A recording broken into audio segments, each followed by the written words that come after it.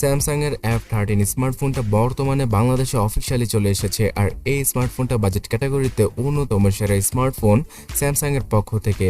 এমনটাই স্যামসাং দাবি করছে বিকজ এই ফোনটাতে 6000 mAh এর হিউজ ব্যাটারি রয়েছে, যেটা দ্বারা কিনা প্রায় 2 দিনের মতো অনায়াসে ব্যাটারি ব্যাকআপ পাওয়া যাবে নর্মাল ইউসেজে। এছাড়া পাওয়ার সেভিং মোডে ইউজ করলে নর্মাল ইউসেজে 3 দিনের মতো ব্যাটারি ব্যাকআপ পাওয়া পসিবল। আর এই F13 স্মার্টফোনটা এর আগে ইন্ডিয়ান মার্কেটেও লঞ্চ হয়েছিল শুধুমাত্র 15,000 রুপির নিচে। সো বাংলাদেশের মার্কেটে কেমন প্রাইসে পাওয়া যাচ্ছে আর কি থাকছে এই ফোনটাতে সেটাই জানাচ্ছি পুরো ভিডিওতে। স্যামসাং F13 স্মার্টফোনকে আনবক্স করলেই পাওয়া যাবে ডিভাইসটির পাশাপাশি সিম ইজেক্টর টুল, বেশ কিছু কাগজপত্র আর একটি USB টাইপ-C ডাটা কেবল। এবং শুধুমাত্র এটাই নয়, 15 ওয়াটের চার্জিং ব্রিককে ফ্রিতে বক্সের সাথে প্রোভাইড করেছে স্যামসাং, যেটা কিনা তারা বর্তমানে করছে না তাদের অন্যান্য সকল স্মার্টফোনের ক্ষেত্রে।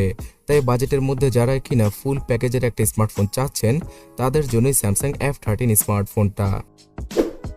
পেছনের দিকটা দেখতে অনেকটাই গ্লসি ফিনিশের মতো লাগলেও এখানে ভালো করে যাতে করে গ্রিপ পাওয়া যায় তাই টেক্সচার ডিজাইনটাকে অ্যাপ্লাই করার চেষ্টা করেছে স্যামসাং।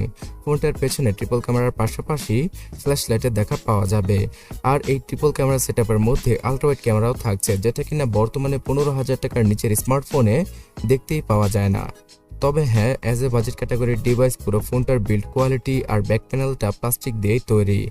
স্যামসাং এর এই ফোনটার ফ্রন্টে পাওয়া যাবে 6.6 ইঞ্চির মোটামুটি বড়সড় আকারেরই একটি ফুল এইচডি রেজলিউশনের ডিসপ্লে। আর এই প্যানেলটা হচ্ছে গিয়ে PLS প্যানেল। স্যামসাং অনেক ক্ষেত্রে এই প্যানেলের ডিসপ্লেকে IPS থেকে কিছুটা বেটার বলে থাকলেও IPS এর নিচের ক্যাটাগরির ডিসপ্লে হচ্ছে গিয়ে এই ডিসপ্লে। এই ডিসপ্লের কালার কন্ট্রাস্ট অনেকটাই স্যামসাং এর অন্য 10টা বাজেট ক্যাটাগরির স্মার্টফোনের মতোই। স্যামসাং এখানে নিজেদের মতো টিউন করে ডিসপ্লেটাকে কিছুটা স্যাচুরেট করেছে। তবে হ্যাঁ, এখানে IPS LCD প্যানেলকে ইউজ করলে আরও কিছুটা বেটার হতে পারত। আর এই স্মার্টফোনটাতে ফুল এইচডি রেজলিউশনের পাশাপাশি 90 হার্জ অথবা 120 হার্জের রিফ্রেশ রেট নেই, যেহেতু এটা একটা বাজেট ক্যাটাগরির ডিভাইস। আর এই ফোনটার চিপসেট মানে প্রসেসর হায়ার রিফ্রেশ রেটের পাশাপাশি ফুল এইচডি রেজলিউশনকে একসাথে হ্যান্ডেল করতে পারবে না। এবং আরও একটা কথা, ডিসপ্লের উপরে প্রোটেকশন হিসেবে স্যামসাং এর মতো একটা ব্র্যান্ড কর্নিং গরিলা গ্লাস 5 এর প্রোটেকশনকে ইউজ করেছে, যেটা কিনা বর্তমানে চাইনিজ ব্র্যান্ডগুলো ইউজ করে না। আর এই ডিসপ্লেটা যেহেতু কিছুটা বড়, তাই যারা কিনা মাল্টিমিডিয়া কনজাম্পশন করে থাকেন অথবা টুকটাক গেমিং করে থাকেন, যেমন সাবওয়ে সাফার, লুডো এই সকল গেম খেলে থাকেন, তারা অবশ্যই পছন্দ করবেন স্যামসাং F13 স্মার্টফোনকে। অপারেটিং সিস্টেম হিসেবে লেটেস্ট অ্যান্ড্রয়েড 12 এর সাথেই আউট অফ দ্য বক্স আসে স্যামসাং এর F13 স্মার্টফোনটা। এই ফোনটাতে আগামী 2 বছরের অ্যান্ড্রয়েড আপডেটের পাশাপাশি 3 বছরের সিকিউরিটি প্যাচের আপডেটটাকে প্রোভাইড করবে স্যামসাং। বর্তমানে One UI 4.1 এর কোর ভার্সনের সাথেই রান করছে এই স্মার্টফোনটি। যেহেতু এই স্মার্টফোনটা একটা বাজেট ক্যাটাগরির স্মার্টফোন, তাই এখানে ফ্ল্যাগশিপ টাইপের সফটওয়্যার ফিচারগুলোকে মিস করবেন আপনারা।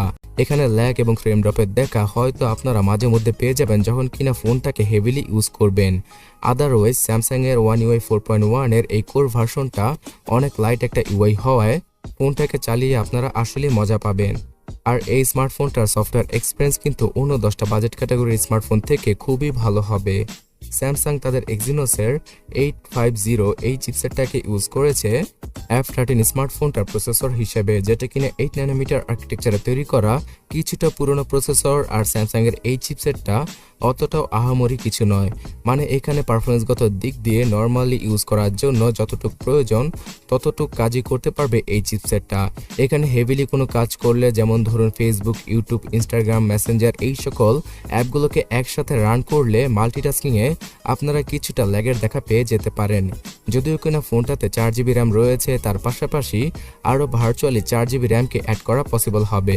মানে ভার্চুয়ালি 8GB র্যামকে ইউজ করার পরেও চিপসেট যেহেতু অতটা পাওয়ারফুল নয়, তাই হেভিলি কোনো কাজ করতে গেলে ফোনটা দ্বারা আপনারা কিছুটা ল্যাগের দেখা পেয়ে যাবেন। এই স্মার্টফোনটাতে আপনারা গেমিং তেমন একটা করতেই পারবেন না, যদিও কিনা PUBG গেমটা 40 APS এ রান করা পসিবল, মানে 40 APS এর গ্রাফিক্সটাকে সাপোর্ট করে, তারপরও 30 থেকে 25 APS এই খেলতে হবে সেই গেমটা। তাই অবশ্যই PUBGর মতো বড় বড় গেমগুলোকে ইনস্টল করার কথা ভুলেও ভাববেন না। হ্যাঁ, আপনারা ফ্রি ফায়ার গেমটা ইজিলি প্লে করতে পারবেন। আর এখানে কিন্তু মানে এই ফোনটাতে কিন্তু কোনো জাইরো সেন্সরকে ইউজ করা হয়নি। স্টোরেজ সেকশনে 4GB র্যামের ভার্সনের সাথেই আসে স্যামসাংয়ের F13 স্মার্টফোনটা। এখানে 64GB আর 128GBর eMMC 5.1 এর ইন্টারনাল মেমোরিকে ইউজ করেছে স্যামসাং, যেটা কিনা বাজেট অনুযায়ী তুলনামূলক স্লো মনে হবে আপনার কাছে।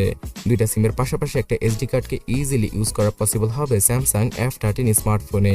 এই স্মার্টফোনটা 4G কানেক্টিভিটি সাপোর্ট করে, তবে ডুয়াল ভোল্টের সাপোর্টটা পাওয়া যাবে না। এখানে ব্লুটুথ 5.0, ওয়াইফাই, জিপিএস এই সকল টুকটাক ফিচারকে পাওয়া যাবে। FM রেডিও রয়েছে ফোনটার মধ্যে, যেটা কিনা বর্তমানে অনেক ব্র্যান্ডই তাদের ফোন থেকে উঠিয়ে নিচ্ছে। ক্যামেরা সেকশনে স্যামসাং এই স্মার্টফোনটাতে মোটামুটি লেভেলের ক্যামেরাকে ইউজ করেছে। 50 মেগাপিক্সেলের মেইন ক্যামেরা সেন্সরের পাশাপাশি 5 মেগাপিক্সেলের আল্ট্রাওয়াইড আর 2 মেগাপিক্সেলের ম্যাক্রো অথবা ডেপ ক্যামেরা সেন্সরকে ইউজ করা হয়েছে ফোনটার পেছনে। সামনে পাওয়া যাবে 8 মেগাপিক্সেলের সেলফি।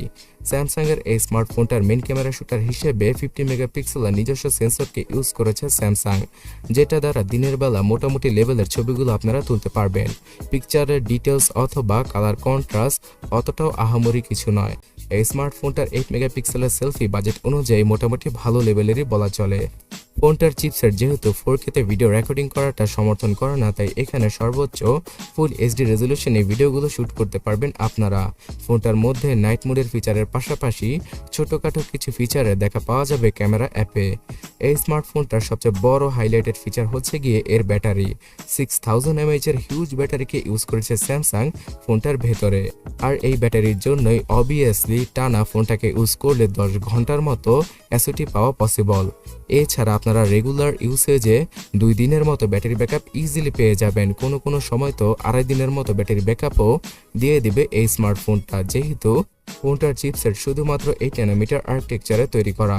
তবে হ্যাঁ, ফোনটাকে চার্জ করার ক্ষেত্রে 3 ঘন্টার মতো সময় লেগে যেতে পারে, তাই রাতে ফোনটাকে চার্জে লাগিয়ে ঘুমিয়ে গেলে আপনার কোনো সমস্যা হবে না। তাছাড়া সিকিউরিটি সেকশনে side mounted fingerprint scanner, software base face unlock আর কম্পাস সহ টুকটাক অল্প কয়েকটা সেন্সর রয়েছে, কিন্তু এখানে অটো ব্রাইটনেসের সেন্সরটা আপনারা পাবেন না। অনেস্টলি বলতে গেলে এই ফোনটাতে আহামরি তেমন বড় কিছু নেই, শুধুমাত্র 6000 mAh এর ব্যাটারি, মোটামুটি লেভেলের চিপসেট আর স্যামসাং এর ব্র্যান্ডিং। এছাড়া এই ফোনটার ক্যামেরা সেটআপও একদম এভারেজ লেভেলের। তাছাড়া ডিসপ্লে সেকশনে আরো ভালো কিছু ইউজ করতে পারতো স্যামসাং। তবে আপনারা যখন কিনা এই ফোনটার প্রাইসিং সম্পর্কে জানবেন তখন একদম আকাশ থেকে পড়বেন, বিকজ 23,399 টাকা মানে 23,400 টাকায় এই F13 স্মার্টফোনটার 464 ভেরিয়েন্টকে বাংলাদেশে লঞ্চ করা হয়েছে, যেটা আসলেই হাস্যকর। বর্তমানে না হয় সব ধরনের ফোনের প্রাইস বেড়েছে, তাই বলে 23,400 টাকা দিয়ে কেউ কি এই থার্ড ক্লাস লেভেলের ফোন কিনবে? যদি ফোনটার প্রাইস 18,000 টাকা হতো তাহলে স্যামসাং এর ব্র্যান্ডিং এর জন্য আসলে আমরা মেনে নিতে পারতাম, বিকজ স্যামসাং একটা বড় ব্র্যান্ড। তাছাড়া এই ফোনটাতে খুব ভালো সফটওয়্যার আপডেট আসবে। তাছাড়া আগামীতে কোনো প্রবলেম হলে স্যামসাং এর এই ফোনটা অনায়াসে স্যামসাং বাংলাদেশ ঠিক করে দিবে 1 বছরের মধ্যে। তবে 23,400 টাকা অনেক বেশি, যেখানে কিনা ইন্ডিয়ান মার্কেটেই 15,000 রুপির নিচে পাওয়া যাচ্ছে এই স্মার্টফোনটির 464 ভেরিয়েন্ট। সো বর্তমানে এর থেকে ভালো ভালো স্মার্টফোন 20,000 টাকার নিচে পাওয়া যায়। তো সেই ফোনগুলো সম্পর্কে জানতে ডান পাশের ভিডিওটাতে ক্লিক করুন অথবা কমেন্ট সেকশনটা চেক করুন। তাছাড়া সাবস্ক্রাইব এবং ফলো তো করবেনই। ধন্যবাদ।